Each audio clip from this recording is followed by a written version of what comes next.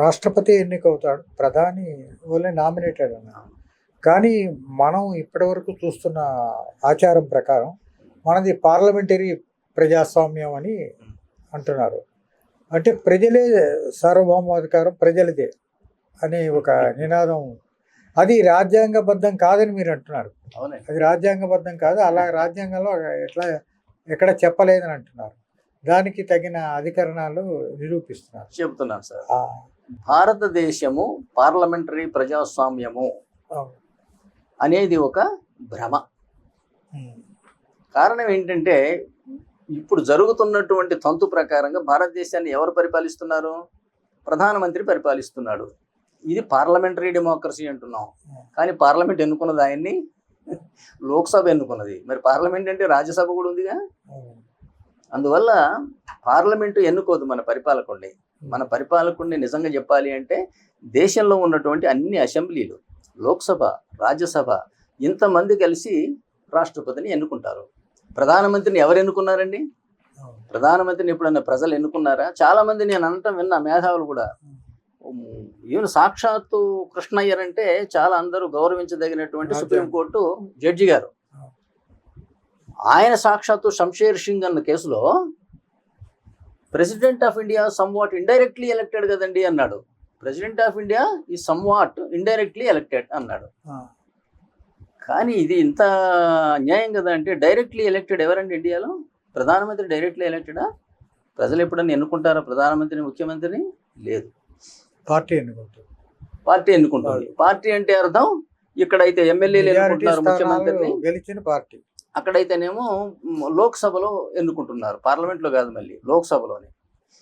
ఏమండి 60 మంది ఎమ్మెల్యేలు ఎన్నుకున్న ముఖ్యమంత్రికి ఇంత అధికారం వస్తే దేశవ్యాప్తంగా 4200 మంది ఎమ్మెల్యేలు, 750 మంది పార్లమెంటు మెంబర్లు, రాజ్యాంగం ఆర్టికల్ 55 ప్రకారం ఎన్నుకున్నటువంటి రాష్ట్రపతికి అధికారాలు ఉండవా?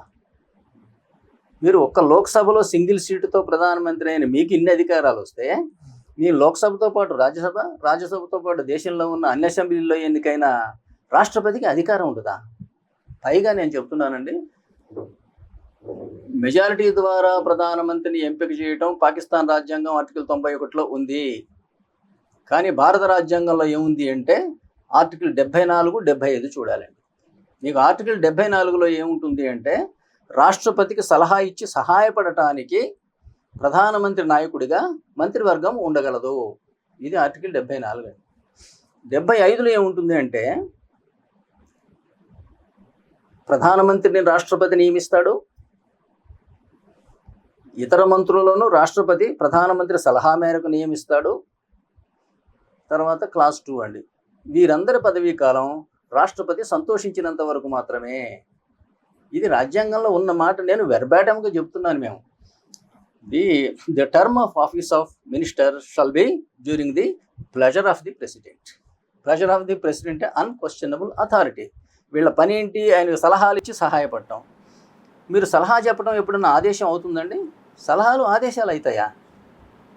ఇంత అమాయకంగా మనం, నేను సలహా ఇస్తే నువ్వు పాటించాల్సిందే అంటే, నేను ఆదేశం ఇస్తే నువ్వు పాటించాల్సిందే అంటే కరెక్టు, నేను సలహా ఇస్తే నువ్వు పాటించాల్సిందే అంటే పైగా నిన్ను క్షణంలో తీసేసే హక్కేమో నాదాయ్, నిన్ను అపాయింట్ చేసిందేమో నేనాయ్, నువ్వు మా గుమస్తావాయ్. అది డైలీ లేబర్ లాంటి గుమస్తా. మళ్ళీ ప్రధానమంత్రి అలాంటి గుమస్తా కాదు, డైలీ వేజ్ లేబర్. ఏ రోజు వద్దనుకుంటే మిస్టర్ నీ ఫేస్ నచ్చలే పో అనొచ్చు. అటువంటి వాడు చెప్పిందేమో ఆదేశం అయిపోతుందట.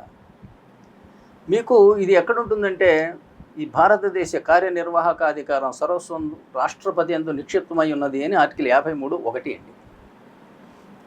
53(2)లో ఏముంటుంది అంటే భారతదేశ త్రివిధ దళాల సుప్రీం కమాండర్, సైన్యాధ్యక్షుడు రాష్ట్రపతి ఉండగలడు. రాష్ట్రపతి డ్యూటీని దానికోసం ప్రత్యేకంగా చేసిన చట్టం ప్రకారం అమలు చేస్తాడు అని ఉంటుందండి.